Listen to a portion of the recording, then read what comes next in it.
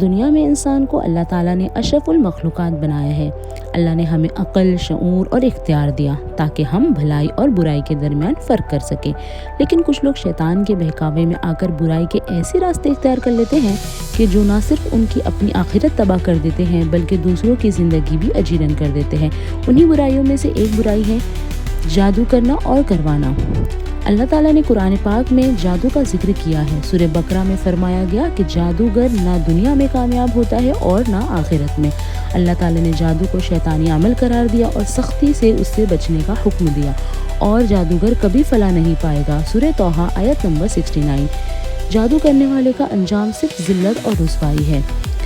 جادوگر عام طور پر جھوٹ، فریب، دھوکہ اور شیطانی رسموں میں مشغول رہتے ہیں۔ ان کی پوری زندگی گناہوں میں گزر جاتی ہے اور وہ اللہ کی رحمت سے محروم رہ جاتے ہیں۔ ہمارے معاشرے میں دیکھا گیا ہے کہ بعض عورتیں حسد، ضد یا نفرت کی وجہ سے جادو کا سہارا لیتی ہیں۔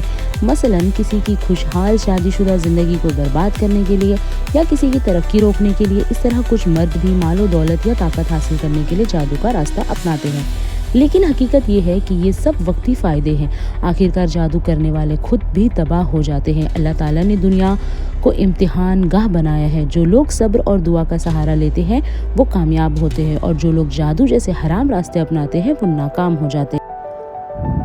جادو کرنا اور کروانا دونوں سخت گناہ ہے۔ یہ عمل انسان کو نہ صرف دنیا میں ذلیل کرتا ہے بلکہ آخرت میں بھی جہنم کا ایندھن بن جاتا ہے۔ مرد ہو یا عورت، جو بھی جادو کرے یا اس پر یقین کرے وہ اللہ کی ناراضگی مول لیتا ہے۔